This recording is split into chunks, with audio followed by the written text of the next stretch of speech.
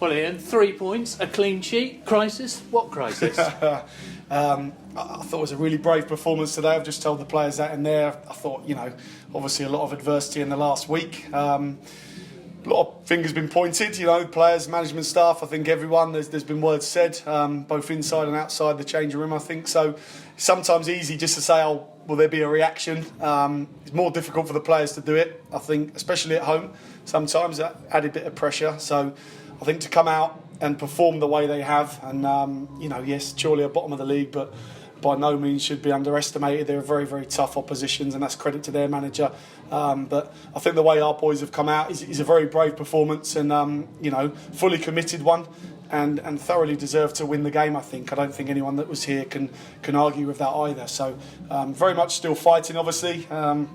Like you say, what crisis? I think probably over-exaggerated a little bit, but anytime you lose kind of 6-2 away from home on New Year's Day, there's going to be things said. So I think we knew we'd have to come out today and we'd have to show both as players and staff what we're all about. And hopefully we've done that. Although it wasn't pretty at times, I think thoroughly deserved to win 3 points today. And when you've had a series of results like you have, is it better to play against a team struggling like Chorley, or is it better to play against a team up the top?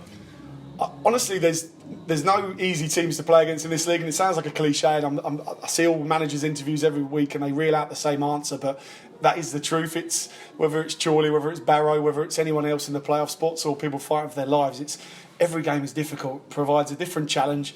You would say probably there's a lot on the line for them as well, because they're scrapping for every point at the bottom. So we knew they wouldn't come here and be any sort of pushover. But in all honesty, there's probably no easy team to play when you're on the back of the sort of run of a couple of games that we're on. It was just a case of focusing on us today, and tactically we kind of made it simple for the players, and we wanted to focus on the things that we've done well for the season.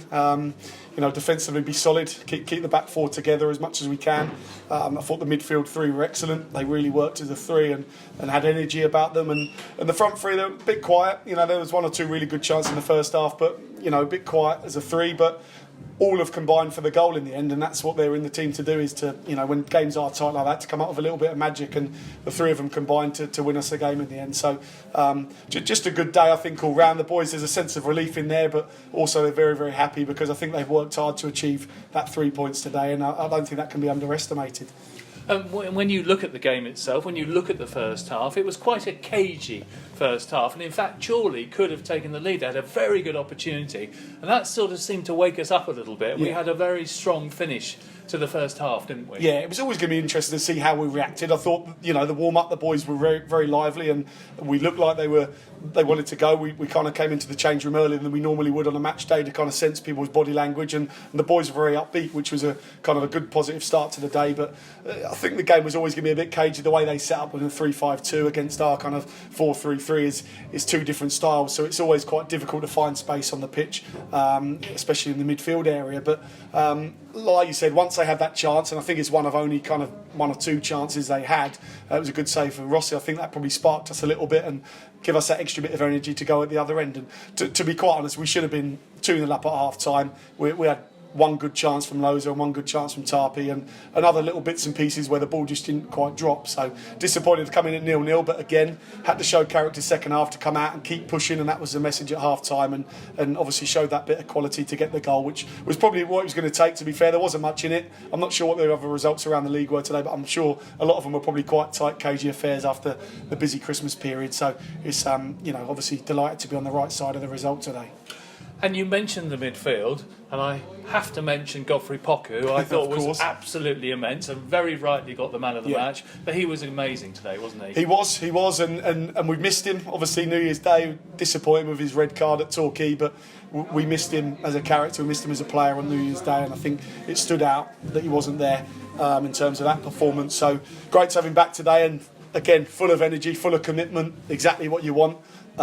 He fits into our philosophy perfectly in terms of the way we want our midfielders to kind of do a bit of everything, and he seemed to be everywhere, and he never ran out of steam. Last 5 minutes he's still kind of going to press and making tackles, and again a wholehearted performance from him, and one with lots of quality as well, so thoroughly deserved that for sure. And it'll do Dave Tarpey good, won't it, to get on the score sheet, although probably Jake Hyde will try and claim it again.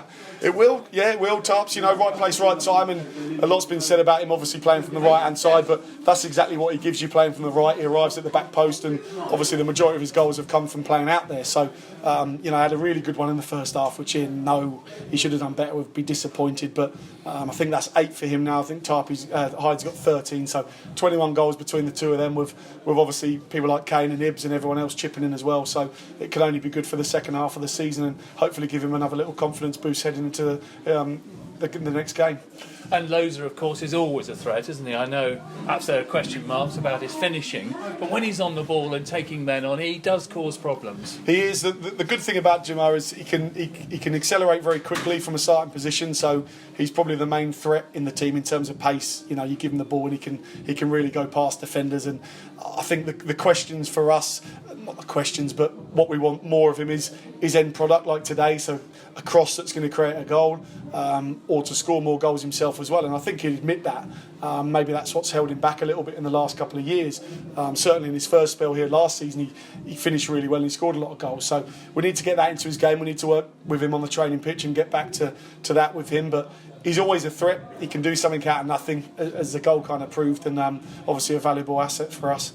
And you've got a gap now of a week, and presumably with the weather as it's been, you haven't really been able to train very much, and when you're a part-time side, it must be very, very difficult and frustrating.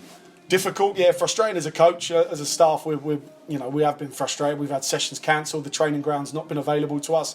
We've had to train at different venues, which has disrupted us a little bit in terms of preparation. So, yeah, it'd be good to get back. I think win, lose or draw today, it's a good time to have a rest. 2 weeks in terms of back to basics on the training ground, get the players in. We obviously still need to freshen up. I don't think that's changed in terms of maybe getting some bodies in to the group to help them for the second half of the season, and it will give us that chance just to reflect now on what we've done, and what we need to do going forward, and what our ambition is going to be for the rest of the season. So I think the break is come at a good time, and obviously we've got to make the most of it in terms of what we do in terms of recruitment and on the training pitch to make sure we're ready to go for Wrexham in 2 weeks. And you mentioned ambitions for the rest of the season. I'm going to put you on the spot now, Ian. What are they? Well, I think for us it's to win the next game. Again, it sounds a cliche, but we want to win every game really for now to the rest of the season. It's obviously unrealistic to think like that and think we can do that, but I think we've got to kind of go game by game and see what happens in the league. I think today's a starting point, obviously after the frustrations of Christmas, is to get ourselves going again, and we didn't want to go into this break with another defeat or a draw. It was important we got 3 points today, and I think that puts us back up to 9th in the league, which I think we're a point outside the playoffs, so very much attainable. But like I said, it will be important that we won't bring 1 or 2 bodies in to help boys we've got, because we've flogged them really. We flogged them. We've done probably a season's worth of work with them in half a season. We've really pushed them to their limits, and it showed, I think, over Christmas, and we've got to take some responsibility for that. So they need help, they need some reinforcements, and hopefully that's something we can do in the next couple of weeks to push on again. But listen, Douse and myself and Martin, we're all the same. We're ambitious. We've had a taste of it now, and we want to keep pushing up the league. Lovely. Thank you very much for your Cheers. time. Thanks, John.